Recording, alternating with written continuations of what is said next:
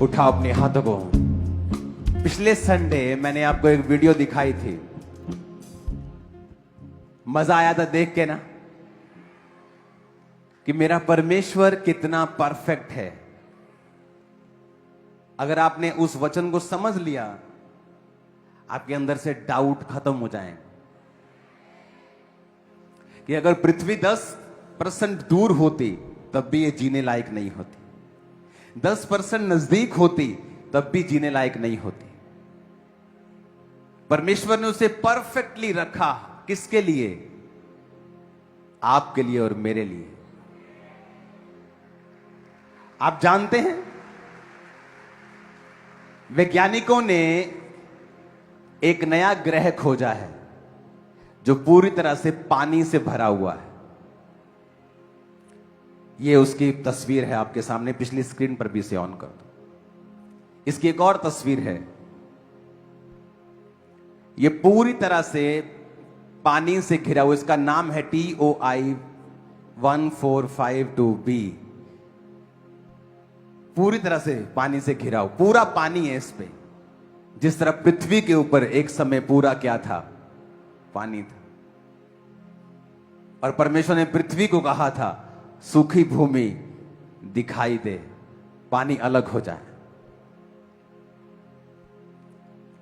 और ये ग्रह पे पानी ही पानी है, क्योंकि पृथ्वी को चुना गया पानी अलग करके, धरती अलग करके। मैं बाइबल पढ़ रहा था, जब मेरे को बाइबल दी गई थी, छोटा सा नया नियम, तो बताया गया था कि मत्ती 1 से 17 तक पढ़ने की जरूरत नहीं, तुम 18 से पढ़ना। जबकि बाइबल का एक भी बिंदु छोड़ने योग्य नहीं है, क्योंकि उसमें वंशावली थी। मत्ती 1 उसकी 1 में लिखा है, अब्राहम की संतान, दाऊद की संतान, यीशु मसीह की वंशावली। अब्राहम से इजहाक, इजहाक से याकूब, याकूब से यहूदा और उसके भाई, यह वंशावली है। इसकी 17 आयत को अगर हम पढ़ेंगे, इस प्रकार अब्राहम से दाऊद तक 14 पीढ़ी हुई। दाऊद से बेबीलोन को बंदी तक पहुंचाए जाने तक 14, बंदी होकर बेबीलोन को पहुंचाए जाने के समय के बाद मसीह तक 14 पीढ़ी। 14 पीढ़ी, 14। आपको लगता है ये इत्तेफाक है? 7 दिन में परमेश्वर ने सब कुछ बनाया, इंक्लूडिंग रेस्ट। ओके, 6 दिन बनाया और 7वें दिन रेस्ट की। आदमी को 6ठे दिन बनाया, क्योंकि वो 7वें दिन नहीं बनाया जा सकता, क्योंकि 7 नंबर परफेक्शन को और खुदा को दिखाता है। प्रकाशित वाक्य में आप 7 नंबर को सिर्फ क्राइस्ट के लिए प्रयोग होता देखते हैं। प्रकाशित वाक्य में 7 बार क्राइस्ट का जिक्र है, 7 टाइम्स। 7 दिवटें, 7 आत्माएं, 7 स्पिरिट्स। और आदमी को 6ठे दिन इसलिए बनाया गया क्योंकि 6 नंबर 7 के बिल्कुल करीब है।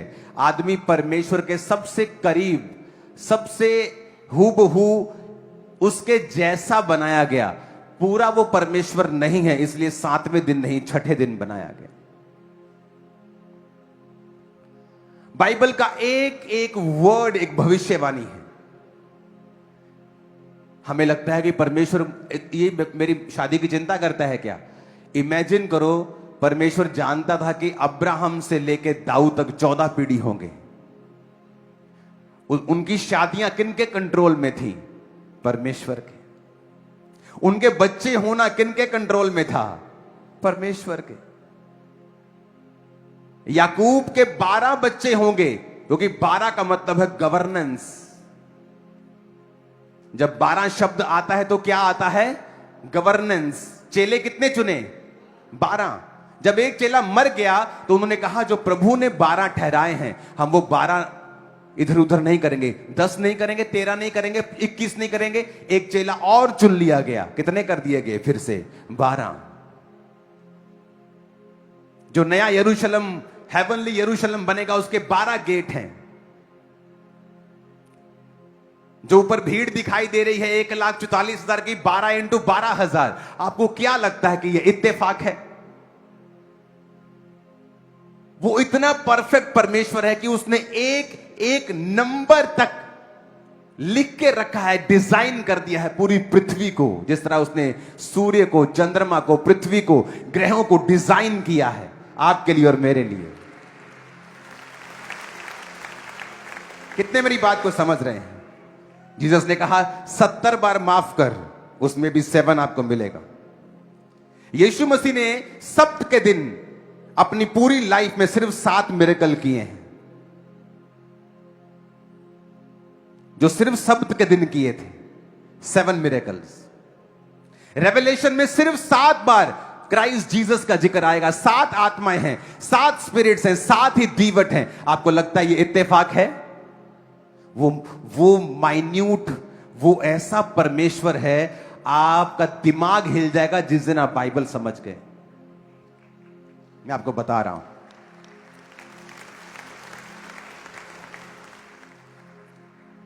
नए यरूशलेम में, विजन ऑफ हेवन में 12 गेट्स हैं, 12 फाउंडेशंस हैं। 7 हफ्तों का उसने, 7 दिनों का उसने हफ्ता बनाया। रेनबो में कितने कलर्स होते हैं? नामान को कितनी बार डुबकी लगाने के लिए बोला? यरीहो की दीवार को गिराने से पहले उन्होंने कितनी बार, कितने दिन चक्कर लगाए? आपको लगता है ये इत्तेफाक है? 7 मतलब परफेक्ट, 7 मतलब खुदा का नंबर। और अगर आप बाइबल को ध्यान से पढ़ेंगे तो वो हमसे बात करता आया है। बाइबल का एक एक वर्ड, अगर आप साइंटिस्ट, जब वो डीप साइंस में चले जाते हैं, क्रिश्चियन बन जाते हैं। अब ये मैंने थोड़ी खोजा है, ये तो मैं साइंस की बात कर रही हूं। ये ग्रह, मैंने दूसरी फोटो दिखाना, ये पूरी तरह से पानी से ढका हुआ है। NASA found a planet 100 light years away, खरबों किलोमीटर दूर, जो पूरा पानी से बना हुआ है। और पृथ्वी भी कैसी थी? परमेश्वर का आत्मा जल के ऊपर मंडलाता था। ऊंची आवाज में कहो हालेलुया। 7 कलीसियाओं को परमेश्वर ने लिखा, 7 ही सील्स थी, 7 ही ट्रम्पेट थे और 7 ही कटोरे थे। आपको लगता है ये इत्तेफाक है? इमेजिन करो, याकूब के 12 बच्चे होने थे, लिया, राहेल और उनकी 2 दासियां। 4 औरतों में से परमेश्वर को मालूम था 12 बच्चे ही मैं दूंगा। 4 औरतों को के गर्भ को परमेश्वर ने कंट्रोल किया हुआ था। आपको लगता है ये इत्तेफाक है? आपको इत्तेफाक लगता है ये? 4 औरतें सिर्फ 12 बच्चे ही पैदा करेगी। आपको लगता है ये इत्तेफाक है? उनके गर्भ को, इच्छाओं को भी परमेश्वर ने कंट्रोल किया हुआ था। मैं 16 अगस्त को परमेश्वर में आया, अपनी ओर से तो नहीं आया, मैं तो सुसाइड करने वाला था।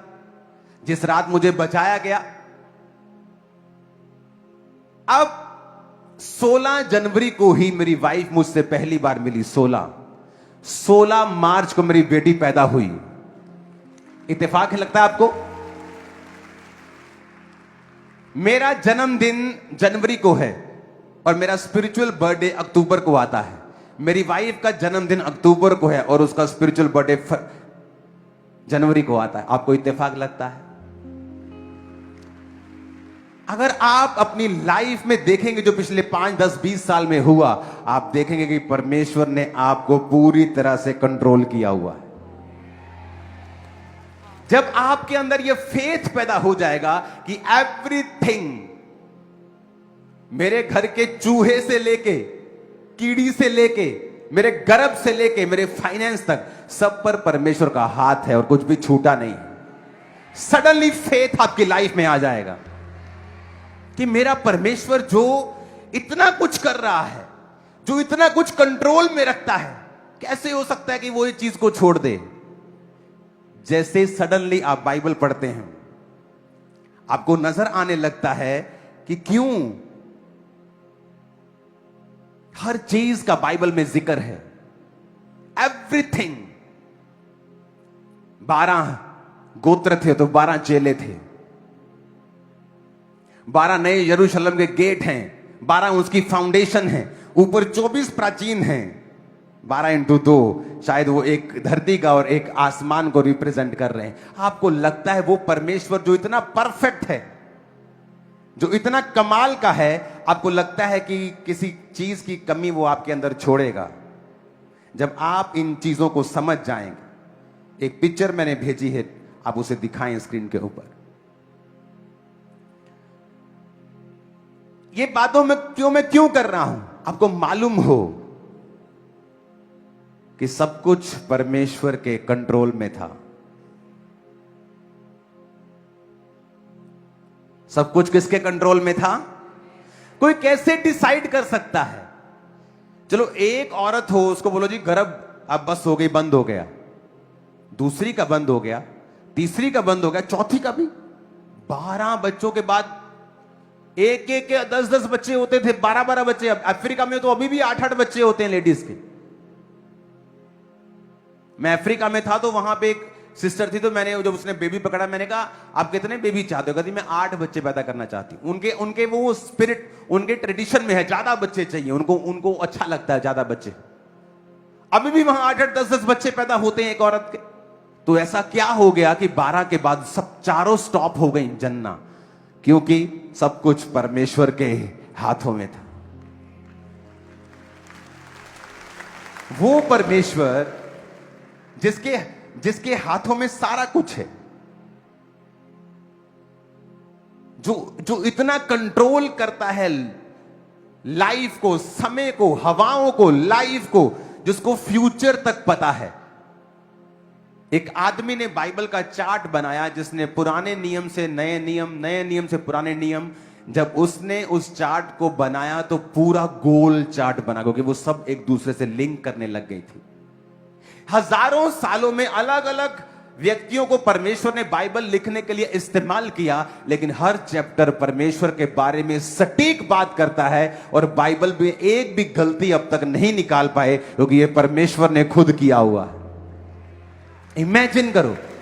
मैं आपको क्यों यह बता रहा हूं कि आपको मालूम हो कि आपकी लाइफ और गर्भ और सब चीजें किसके हाथ में हैं।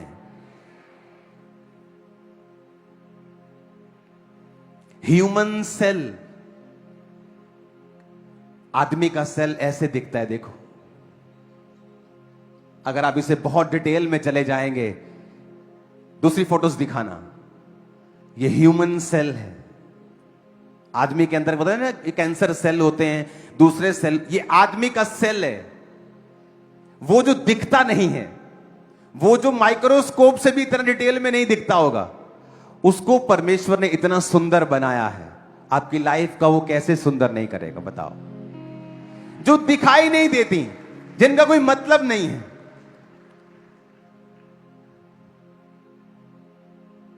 ये कोई भद्दा सा भी तो दिख ही सकता था, पर परमेश्वर ने इसे सुंदर बनाया। आपके अंदर जो दिखाई नहीं देता वो इतना सुंदर है, जिसको अपना लहू मोल देके खुदा ने खरीदा होगा। आपको क्या लगता है क्या हाल करेगा वो आपका? जस्ट हमें समझने की जरूरत है कि वो परमेश्वर जिसने उत्पत्ति से लेके प्रकाशित वाक्य तक एवरीथिंग परफेक्ट डिजाइन किया है, उसमें आप भी हैं, मैं भी हूं, उसमें आप भी हैं। हमें प्रभु की प्रेजेंस में रहकर, उसकी प्रार्थनाओं में बने रहकर उस डिजाइन को लेना होता है जो खुदा ने आपके लिए सोचा हुआ है। अगर आपको धर्म का चश्मा लगा है तो फिर भी आप वो नहीं ले पाएंगे। आपको किसी से डर है कि आप बपतिस्मा नहीं ले रहे हैं क्योंकि आपको लोग क्रिश्चियन बन गया कहेंगे, फिर भी आप उस आशीष के काबिल नहीं हैं। आप उस परमेश्वर को मान रहे हैं जिसने शुरू से। अब देखो किसने डिसाइड किया कि अब्राहम से लेकर दाऊद तक 14 पीढ़ी होंगे। बंदी बनाए जाने तक दाऊद से लेकर 14 पीढ़ी होंगे, दाऊद से लेकर मसीह तक 14। अरे वो एक पत्ता नहीं हिलता कहते परमेश्वर की मर्जी के बिना। उनके बच्चे भी खुदा की मर्जी से पैदा हो रहे हैं।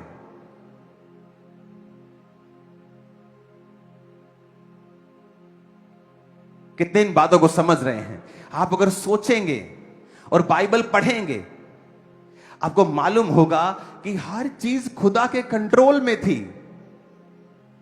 वो ह्यूमन भी थे, जब गलती करते थे परमेश्वर ने डांटता था, सजा देता था, लेकिन एवरीथिंग गॉड्स डिजाइन के अंदर था। ऊंची आवाज में कहो हालेलुया।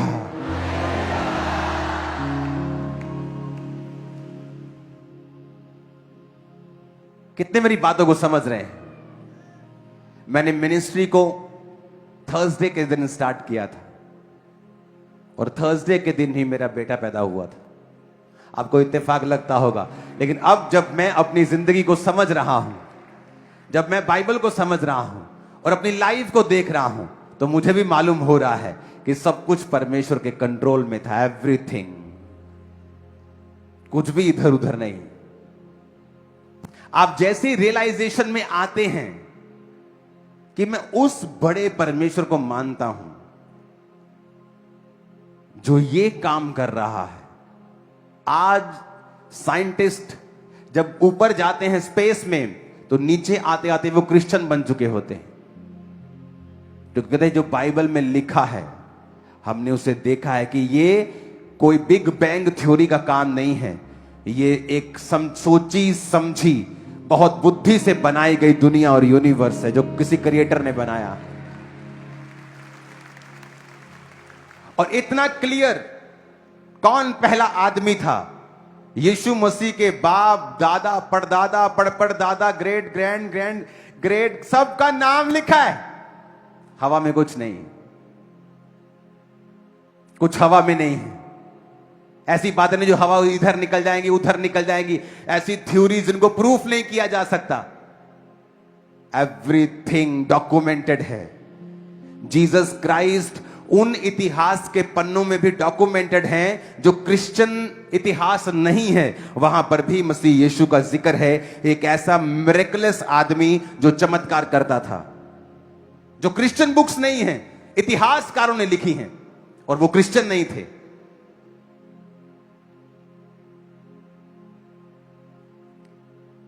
और वो परमेश्वर, जब हम बाइबल में पढ़ते हैं कि पृथ्वी बेडोल और सुनसान पड़ी थी, लोग बोलते हैं कि फिर डायनासोर कब आए? जब शैतान गिरा, धरती के ऊपर गिराया गया था उसको, मालूम है कि नहीं मालूम? वो कहते हैं उल्का पिंड गिरा। यीशु ने कहा मैं शैतान को स्वर्ग से बिजली की नाई गिरता हुआ देख रहा हूं। और साइंस भी कहती कोई चीज गिरी थी, उसके बाद डायनासोर खत्म हो गए थे।